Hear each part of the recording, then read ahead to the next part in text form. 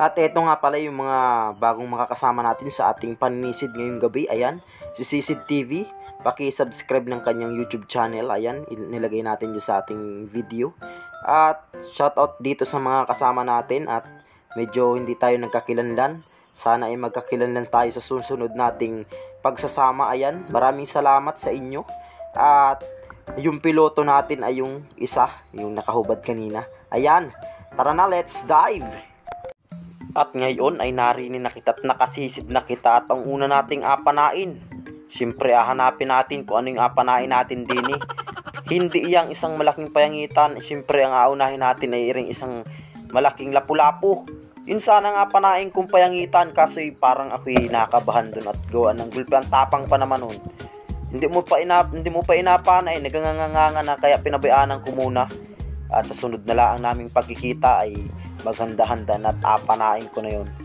Pumana ako nung nakaraang taon yan ay gulpe ang dala ako na at gawa ng gulpe. Ang tapang nga niya eh. Muntik pa nga na makagat niyan. At dini at may nakita akong dalagang bukid. Talaga namang napakaganda at lalaki ng mga dalagang bukid dini ay agad kong pinana. Alangan namang pakawalan pa natin din yan at gulpe. Ang sarap pa naman yan lalong lalo na kapag asabawan mo yan. Aso anong ginuwahan yan? Parang ano ay isda. At dini may nakita na naman kitang isang dalagang bukid na naman. Napakaraming dalagang bukid.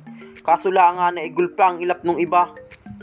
Halos maubusan ka na ng hininga kahabol ay hindi mo pa mapapana at gawa ng gulpe ang likot sa ilalim. Buti na lang yung iba ay medyo maamu-amu para kaya ayan nahuli natin yung isa.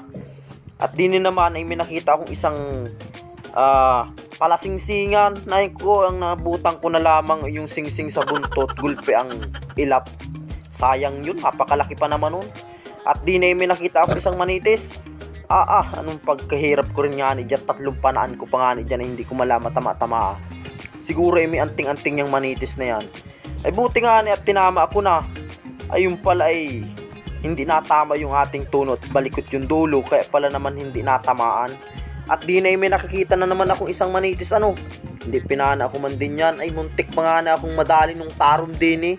Aso ay muntik pang madisgrasya at makaakyatwari sa bangka ng di oras.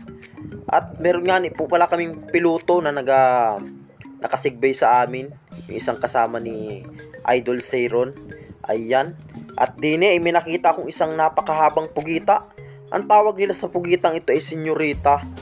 Ay awan ko kung bakit senyorita itong ganitong pugita. Dahil daw ay gulpe ang haba daw ng gaway niyan. Kaya senyorita daw ang tawag nila dyan.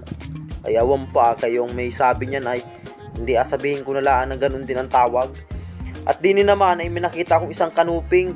Ere muna yung nakita ko bago iring pugita na ere. Siyempre malaki-laki iring pugita. Lang naman pakawala natin ere. Ay yung pugita na ere ay kapag nakikita ere ng butas ay naku gapakasuksok maigi. Kaya ere yung naku at buti iring kanuping at tigil lang ere dun sa pinakang batuhan. Hindi ko na ilanis na ng tingin.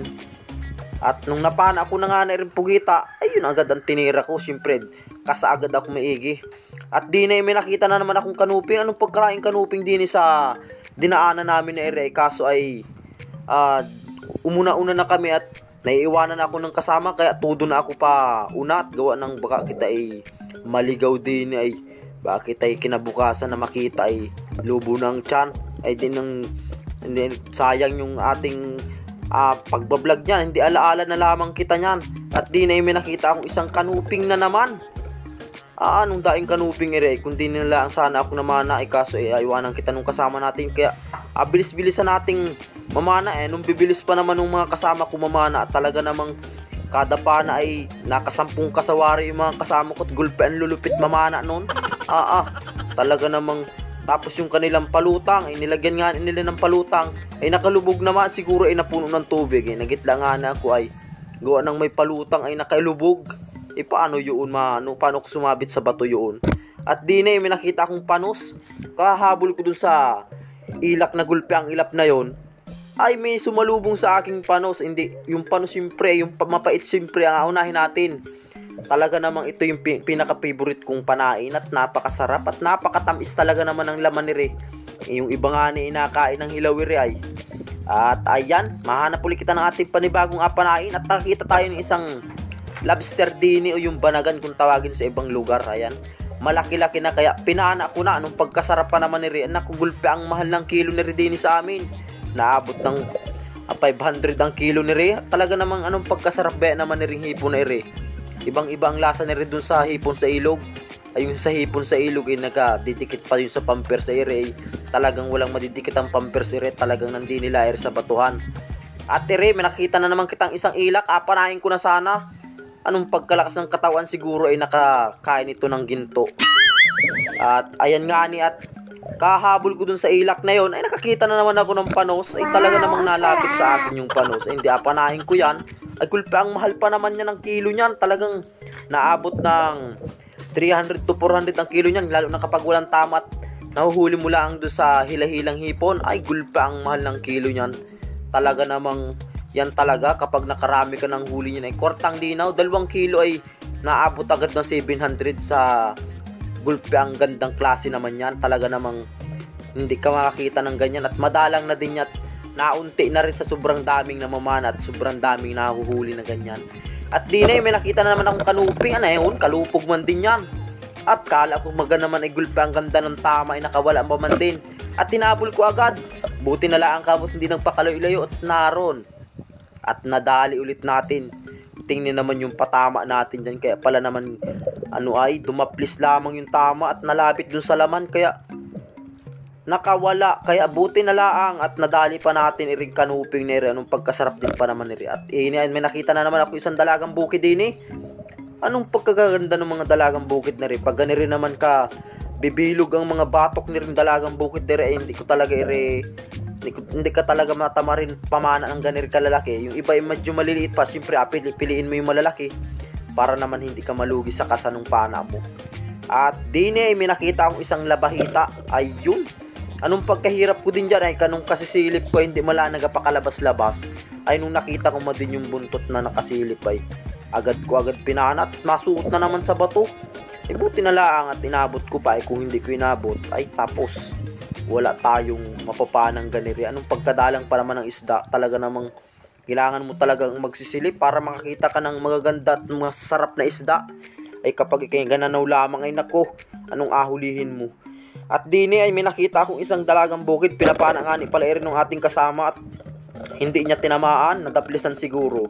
Kaya ako ang pumana, yari ka ngayon. Hindi sa akin ay siyempre lang ibigay ko pa doon. Naman ayun yung tama niya, daplis na. Kaya ako nang humabol at winitwitan na kita ng ilaw, kaya hinabol ko na. Ay sayang din yan, ay malaki pa naman yung dalagang bukid na yan. Talaga namang anong pagkasarap at anong pagkalumoy ng laman yan kapag sinabaw mo. Talaga namang mapapawaw ka sa sarap.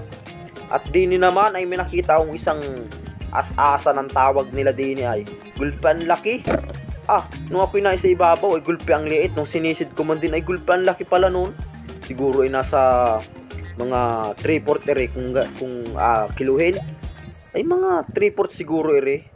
At ayan, napakasarap pa namang ihawin ito. Talaga namang lalong-lalo na kapag mapunta ka ng birthday yan at ere ang pulutan mo. Anak ko, talaga namang adayuhin ka ng gulpe, ang daming manginginom pag ganiri lahat ng mga pulutan. Ay nako, yung iba ay hindi na mainom at mamulutan na lang ng mamulutan.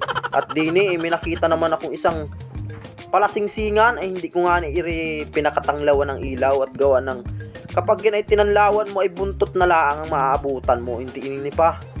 Kala ko gulpe ang ganda ng tama, yung pala ay pisngihan laang. Ay tingni pa ang tama niyan. Ay nakawala pa man din yan. Anong panghinayang ko man din, para nakasabit lamang baga naman sa balat yung tunod dayo. Akala ay binidyohan ko pa, hindi na sayang, hindi ko man din nahuli yun. At di na pinag-apatan nga pala namin iring pakul na ire, gulpe ang laki, siguro ay nasa 2 kilo to hanggang 3 kilo ire. Anong pagka-hirap namin din ay yung isa nga namin kasama ay pagbunot ay nakatain na ay ano na yun. Buti na lang kamo at hindi sumabog. Ay kung sumabog na ko, anong gulpe ang bawari nun. At ayan, buti na lamang at nahuli natin ire.